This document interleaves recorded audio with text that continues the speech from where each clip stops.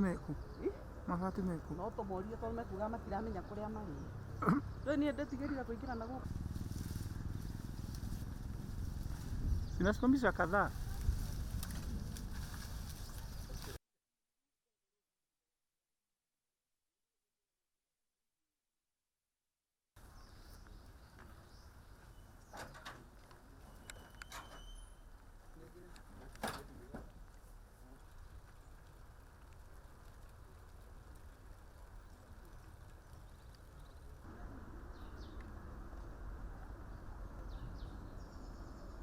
Nyumba fulani imetolewa nini? Wapi? Mabati hapa chini.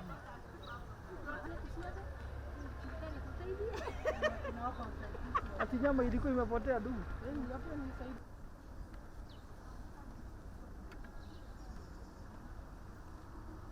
Nikagoni.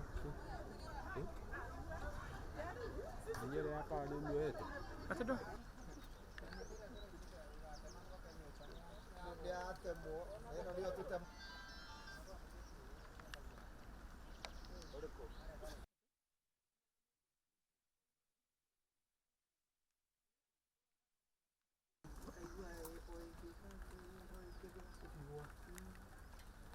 Lakini kama mtoto angeenda pewe na upepo.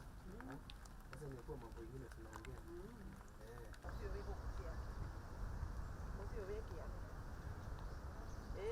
Ndio kwa nini anaambia kwa ula mmoja.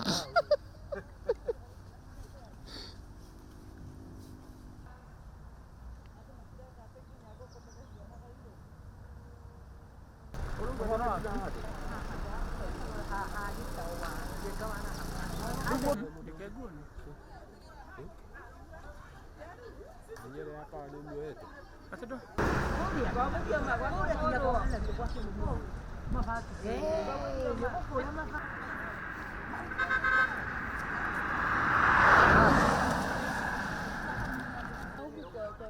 Nyumba fulani imetolewa nini? Wapi? Mabati hapa chini.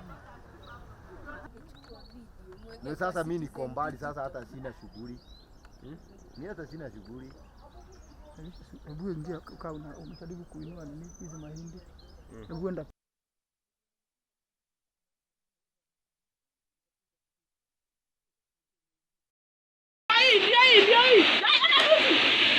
Ndio.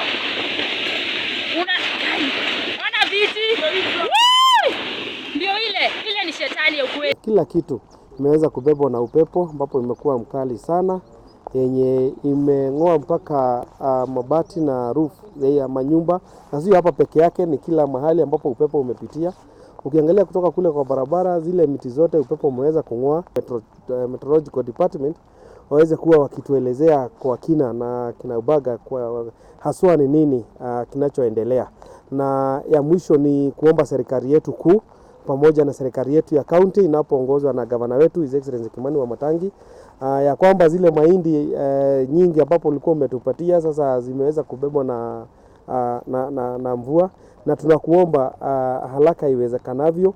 Hizi familia zote zimeshakuwa affected pamoja na wale wafanyikazi pale kwa barabara. Hizi familia zote hata leo hatujui wataweza kulala wapi. Tunawaomba wale wote wanaweza kutusaidia, tuweze kusaidia hizi familia, mabati, mbao na kila kitu, tuweze kushikilia hii familia ili iweze kurudi vile ilivyo.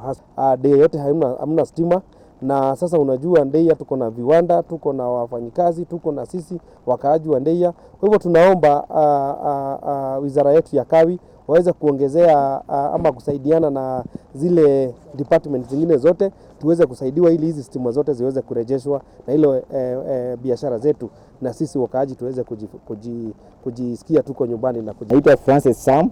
Kila miti zimevunjika na watu walikuwa kwa nyumba. Kutoka nikaanza kuangalia mabati hakuna, hata tumepata tu mabati kama 2 lakini nyingine imeenda. So tunaomba usaidizi, mtusaidie. Naitwa Judy Waithera Kimani. Tumepata hasara kubwa kulingana na ile upepo ilikuja tu kwa ghafla.